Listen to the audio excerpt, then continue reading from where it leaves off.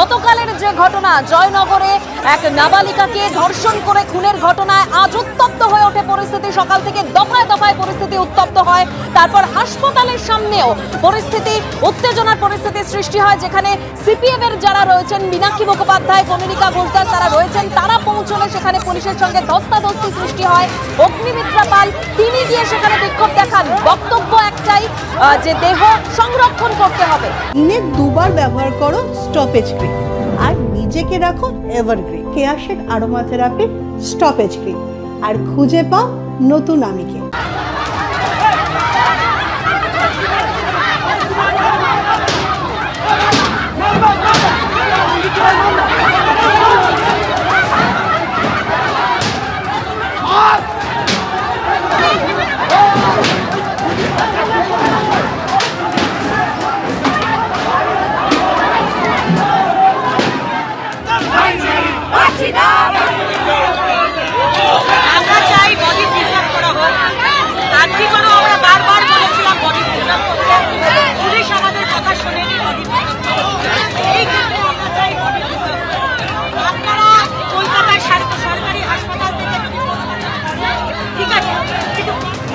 আর এই জয়নগরের ঘটনার প্রতিবাদে সেন্ট্রাল অ্যাভিনিউতে অবরোধ বিক্ষোভ দেখানো হচ্ছে বিজেপি কর্মী সমর্থকদের তরফ থেকে। সেই ছবি আপনাদের সামনে রাখবো। সেন্ট্রাল অ্যাভিনিউতে বিজেপি কর্মী সমর্থকদের তরফে বিক্ষোভ দেখানো হচ্ছে। সমীরণ পাল আমাদের সঙ্গে রয়েছেন। সমীরণ, হ্যাঁ দেখো, কিছুক্ষণ আগে মুরলীধর সেন লেনে বিজেপির রাজ্য দপ্তর থেকে রাজ্য বিজেপির যুব মোর্চার সদস্যরা তারা বেরিয়ে আসেন এবং সেন্ট্রাল এভিনিউতে মিছিল করে। এবং এই মুহূর্তে ক্যামেরার অজয় দাসকে দেখাতে বলবো যে সেন্ট্রাল এভিনিউর উপর তারা দাঁড়িয়ে বিক্ষোভ দেখাচ্ছে জয়নগরের ঘটনার প্রতিবাদে, মুখ্যমন্ত্রীর অপসারণের দাবিতে। এবং সেই বিক্ষোভের নেতৃত্ব দিচ্ছেন তমগ্ন ঘোষ। কথা বলে নেবো তমগ্ন ঘোষের সঙ্গে।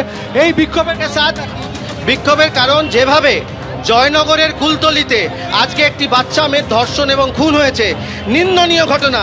সারা বাংলায় মা দুর্গা মণ্ডপে মণ্ডপে আসছেন, সেখানে মায়েরা সুরক্ষিত নয়। ভারতীয় জনতা পার্টি আজকে চারিদিকে রাস্তায় নেমেছে এবং রাস্তায় থাকবে। যে পুলিশ মন্ত্রী রয়েছেন, সেই পুলিশ মন্ত্রীর পদত্যাগ করা উচিত।